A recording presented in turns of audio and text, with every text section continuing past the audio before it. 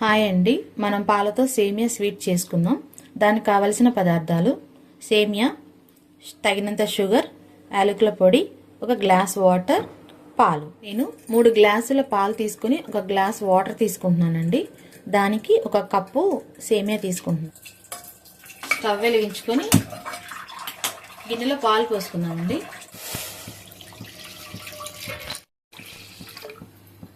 వాటిని మరగనిద్దాం హైలో పెట్టుకొని. 1 గ్లాస్ వాటర్ వేసానండి, క్లిప్ మిస్ అయింది.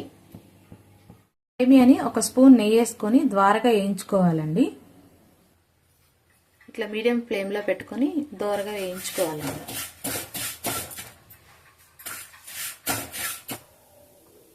ఈ కలర్ వచ్చే వరకు వేయించుకోవాలండి. గోల్డ్ కలర్లో చూడండి, కొంచెం మంచి ఫ్రై అయిపోయింది. ఈ స్టేజ్లో ఆపేయాలి. మరిగాయి చూడండి, ఇట్లా మరిగినప్పుడు వేయించుకున్న సేమియాని వేసేద్దాం. సిమ్లో పెట్టేసుకోండి, పొంగుతాయి.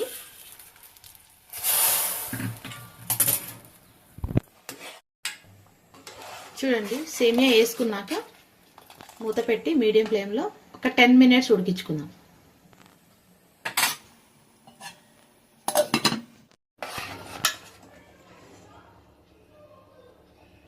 చూడండి, ఇట్లా ఇరిగిపోవాలండి. ఇట్లా పట్టుకుంటే మెత్తగా అయిపోతుంది. చూడండి, ఈ 2 విరే. ఈ టైంలో మనం షుగర్ వేసుకోవాలి. ఎవరి టేస్ట్ తగ్గట్టు వాళ్ళు వేసుకోండి షుగరు. నేనైతే కప్ వేస్తున్నా. కప్పు కొంచెం తగ్గించి. వాటర్ అయితే పాలైతే లీటర్ అండి. అందులోకి నేను కప్పు సేమియా వాడాను, 3/4 కప్పు షుగర్.